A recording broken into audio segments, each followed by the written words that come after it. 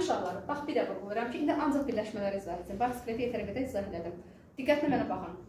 Onurğa sütunu dedim ki, 27 sümüyə birləşdi. 24 qabırğa, 2 dənə deməli çanaq, bir dənə ənsə. 27-dən 24-ü gövdə və qəfəsə aid olan, ikisi çanağa, yəni aşağı tərəf qurşağına aid olan, biri isə ənsəyə aid olandır, yəni kəlləyə aid olandır. Gövdə dedikdə qabırğalara aid olan götürürsünüz, qalanları çıxırsınız. Belə. Sonra indi gəldik çıxdıq adı nədir? Döş qəfəsinin birləşmələrini. Ən çox uşaqlar orada qarışdırırlar. Döş qəfəsi ümumi 37 sümükdən ibarət olsa da, ümumi qəfəs olaraq 4 sümüyə birləşir.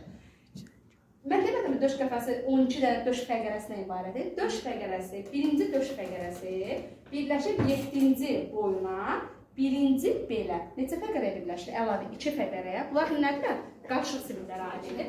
Ön tərəfə çevirdikdə isə öndən də 2 dənə körpücəyə birləşmiş olur. Deməli, döş qəfəsi neçə sümüyə birləşir? 4 sümüyə. Onlardan 2 dənəsi qarışıq, öndən, 2 dənə də arxadan qarışıq. Deməli, sizin döş qəfəsiniz 4 dənə qarışığa birləşmiş olur. Yenə deyirəm, döş qəfəsi öndən 2 dənə körpücük qarışıqdır axı. Arxadan da 2 dənə fəqərəyə, yəni 7-ci boyuna və 1-ci belə. Başa düşdünüzmü? Yəni arxadan fəqərəyə, öndən körpücəyə birləşmişdir. Fəqərələr neçə ədəd oldu? 4 dənə. Onurğa sütununun hamısı fəqərələr qarışıqdırlar. 4 dənə, amma bir növə birləşmiş oldu. Döş sümüyü ümumi olaraq 26 sümüyə birləşmiş olur. 16 sümüyə birləşmiş olur. 14 dənə həqiqi qabırğaya, yastıya, 2 dənə körpücəyə, qarışığa. Yəni sizin döş sümüyünüz 16 sümükdən ibarət olsa da, daha sümük birləşməsi olsa da, onlardan 14-ü yastı, ikisi qarışıqdır. 16 sümükdən ikisi qarışıqdır və gövdəyə aid deyil. 14-ü isə gövdəyə aid olub və həm də yastıdırlar. Anlaşıldı mı? Onurğa sütununda bir sümük, sonuncu büzüm sümük bir sümüyə birləşir, yuxarıda özündən sonra işlə gəlmir. Boyunla bel 2 sümüyə birləşiblər, döşlə oma 4 sümüyə birləşiblər. Anlaşıldı mı? Testlərə düşür ki, 2 və daha çox sümük birləşməsi əmələ gətirən fəqərlərin sayı 33-34-dən birini çıxacaqsınız. Sonuncu büzümü çıxacaqsınız. Geridə qalanlara hamısı ya 2 ya 4-ə birləşirlər. Anlaşıldı mı? Sonra ən çox sümük birləşmələri bunlardır. Bir də deyirəm, mən birinci boyun birləşir ənsəyə, ikinci boyuna. Bu 7-yə qədər bu cürə düşür. 7-ci boyun birləşir birinci döşə və 6-cı boyuna. Birinci döş birləşir 7-ci boyuna, ikinci döşə, sağdan soldan qabırğa. Bu cürə gəlir onurğanın ta döş şöbəsi bitənə qədər. 12-ci döş birləşir 11-ci döşə, birinci belə, sağdan soldan qabırğalar.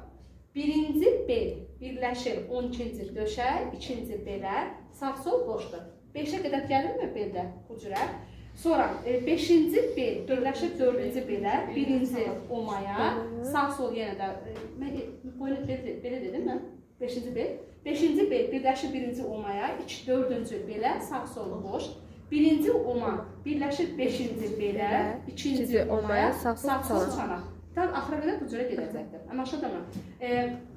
Sümüklərin böyüməsi fərqləri yadına çıxdı, əslində qalsa. Yadınıza saxlayın, uzun boylu sümüklərin yuxarı hissəsinə nə dedik bura, nə dedik? Epifiz, diafiz. Nə? Sümüklərin bu hissəsinə başlayana nə dedik? Diafiz. Deyil, xeyr, epifizidir. Epifiz hissələri qırmızı sümük iliyi olduğuna görə qan yaramada iştirak edirlər. Ortasında isə nə adlanırdı? Deməli, sarı sümük iliyi adlanırdı və orada depo maddəsi olaraq pi toplanırdı. Sümüklərin uzunluq böyüməsi yuxarı hissəsinin hesabına, amma yəni başlıqların hesabına, amma enlən böyüməsi isə sümük üstlüyünün daxili qat hüceyrəsinin hesabına olacaqdır. Sümük üstlüyü hüceyrələri aktiv artması hesabına, ağaclarda necə kombi deyildimi?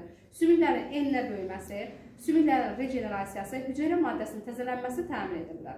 Yaşlaşdıqca bunun aktivliyi nə olur? Aşağı düşür. Amma yadınıza saxlayın, sümük ümumi bədənin 13-16%-ni təşkil etsə də, özü birləşdirici toxumadan ibarət olub, mezodermal mənşəlidir və 1/3 hissəsi hüceyrələrdən, yəni osteositlərdən, 2 hissəsi ara maddədən ibarətdir. Sümük toxumasının ara maddəsi mütəmadi olaraq dəyişir. Uşaqlarda daha sürətli, yaşlaşdıqca daha zəif olur. Sümüyün tərkibində üzvü və qeyri-üzvü birləşmənin olması iki təcrübə ilə isbatlamaq olar. Sümük sərtliyi ona verən kalsium preparatlarla, yəni daha dəqiq desək, qeyri-üzvü birləşmələrlə isbatlanır. Qeyri-üzvü birləşmələri biz sümüyün tərkibindən turşu ilə çıxarda bilərik. bir sutqa ərzində H-klor məhluluna salınmış sümüyü saxlayırıq və səhəri onu istənilən yəni istiqamətdə rezin kimi əyə bilərik. Bu nə deməkdir? H-klor onun tərkibindəki olan duzları nə edibdir? Qeyri üzvləşmə çıxartmışdır. Deməli, kalsium birləşmələri, yəni səhv sümüyə hansı xüsusiyyəti verir? Səhvlik verir. Amma üzüm maddələri bilirsiniz ki, yanma qabiliyyətinə sahib olduqlarına görə sümüyü tamamilə yandıranda, yəqin bilirsiniz də, məsələn, Avropanın və digər ölkələrdə krematoriyada meyitlər tamamilə yandırılır və orada müəyyən bir kül hissəsi saxlanılır. Kül nədir? Üzü birləşmələrin yanmış hissəsidir. O artıq üzü birləşmənin olmasını isbatlayır.